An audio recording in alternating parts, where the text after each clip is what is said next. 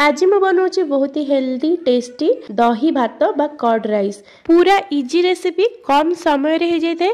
जदि आप पार्टी को किसी रुचु नथिबो किसी रोषेई करने को इच्छा नथिबो एई रेसिपी को ट्राई कर परिबे। पेट पई बहुत भल होइते ओषा 12 दिन मानकर भी बनई खाई परिबे। तेबे चलंतु रेसिपी स्टार्ट करबा। एठी मो अरुआ भात नेची 2.5 गिना आपण जो गिना रे मापी कि नेबे सेइथरे दही मापी कि नेबे।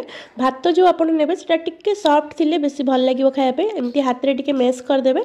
तापर मो सेतरे गोटे गिना पूरा फुल करके फ्रेश दही दे दोची ता सहित स्वाद हिसाब रे लूण कटा जाइतबा कंचा लंका गोटे बड़ा चामच कोरा आंब कसी अदा देची। जदि आंब कसी अदा नथिबो नॉर्मल अदा नै परिबे ता सहित किछि कटा जाइतबा धनिया पत्र ए सब को मिसै दबा। एठी देखंतु एटा टिके काठुआ लागुची माने बहलिया लागुची तो आम ये अल्प टिके क्षीर मिसेबा। क्षीर मिसेले भी टेस्ट बहुत भल आसता है।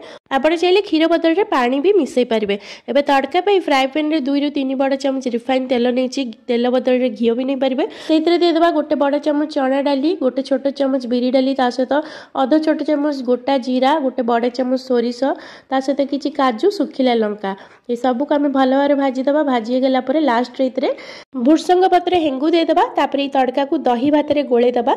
लास्ट मुझे डालिंब मंजी दूसरी देखापी बहुत सुंदर लगे खाइला बेले भी गोटे क्रंचीनेस आड कर। तो ये हेल्दी टेस्टी दही भात बा कर्ड राइस रेडी हो गला।